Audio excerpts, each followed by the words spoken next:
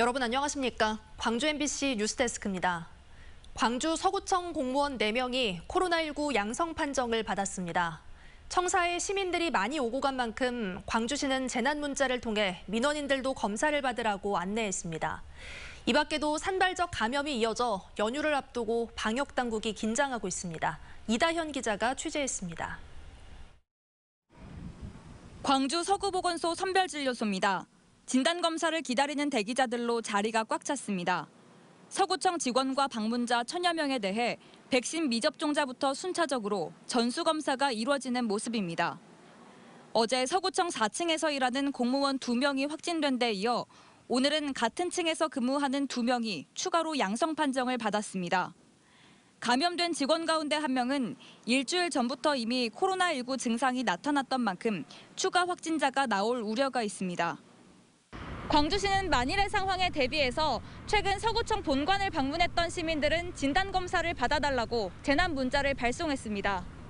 무슨 일 보러 오셨어요? 민원실이요. 급한 일 아니시면 다음에 보셔도 되는데 코로나 확진자가 나타나가지고. 서구청뿐만 아니라 한글날 연휴를 앞두고 광주에서는 산발적인 감염이 계속됐습니다. 타시도 확진자 등 이미 감염된 사람들을 통한 연쇄 감염이 끊이지 않았고 직업소개소 전수검사와 관련해서도 속속 양성 판정이 나오고 있습니다. 나흘간 10명대였던 일일 확진자 수는 다시 늘어나 어제는 25명을 기록했습니다. 방역당국은 내일부터 시작되는 한글날 연휴를 고비로 보고 있습니다. 불필요한 여행은 자제해 주시기 바라며 여행 일정이 있으시다면 되도록 짧은 일정으로 집 근처 등 가까운 곳으로 가족 단위 소규모로 가시기 바라며 백신 접종률이 높아지고는 있지만 돌파 감염 사례도 계속해서 나오고 있는 만큼 방역 수칙 준수가 더욱 중요해졌습니다. MBC 뉴스 이다현입니다. 광주시가 일부 상생카드 가맹점에 대해 가맹점 계약을 일방적으로 해지했습니다. 사업자 등록증의 주소가 광주가 아니라는 이유에서인데요. 유예기간도 두지 않으면서 가뜩이나 코로나 여파로 힘든 소상공인들을 2번 울린 것이라는 비판을 받고 있습니다. 보도에 조현성 기자입니다.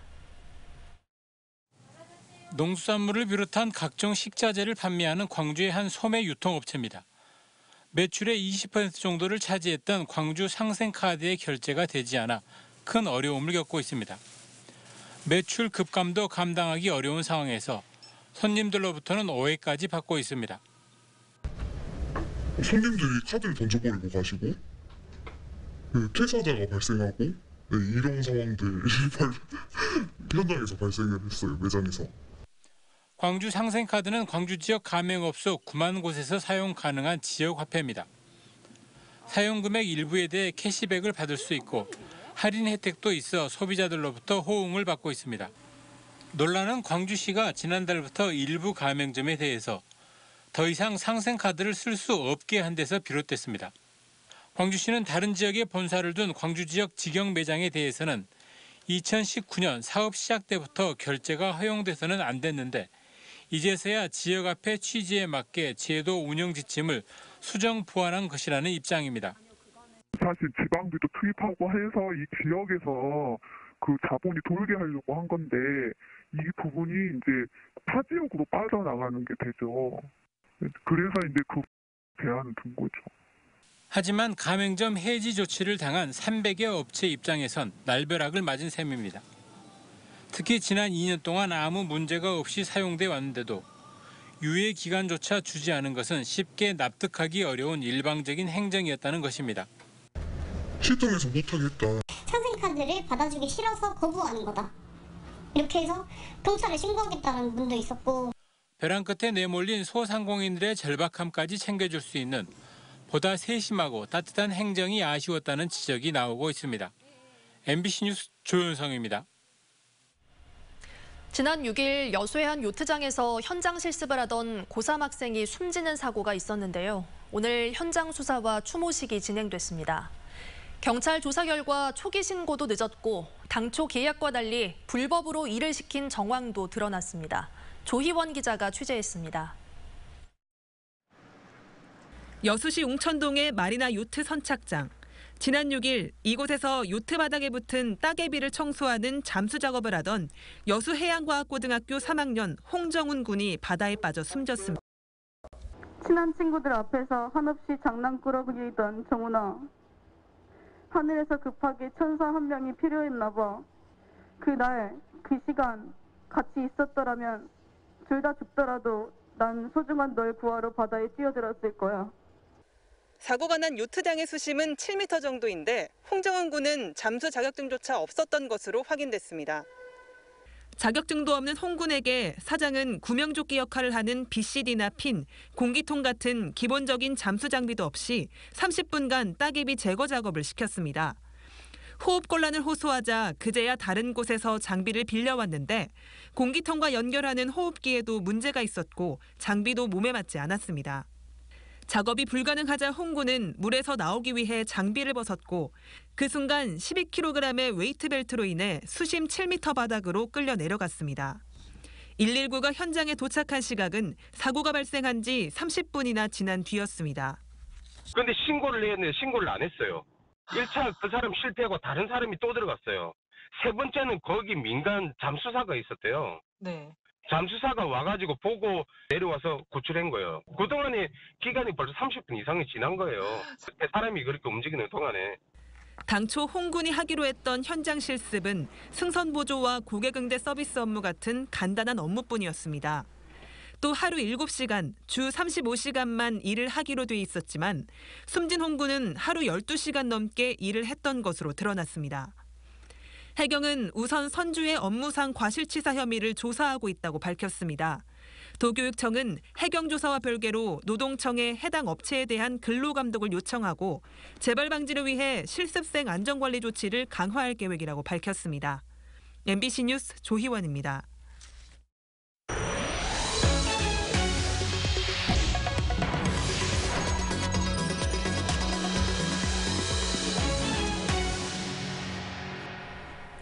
국민의힘이 오는 11일 광주에서 현장 최고위원 회의를 개최합니다. 광주 현장 최고위원 회의에는 이준석 대표를 비롯한 국민의힘 지도부와 2차 컷오프를 통과한 4명의 대선 경선 후보들이 참석합니다. 최고위원 회의에 앞서 국민의힘 지도부는 국립 5.18 묘지를 참배할 예정이고 회의가 끝난 뒤에는 이준석 대표가 대장동 특검을 요구하며 도보 1인 시위에 나설 예정입니다.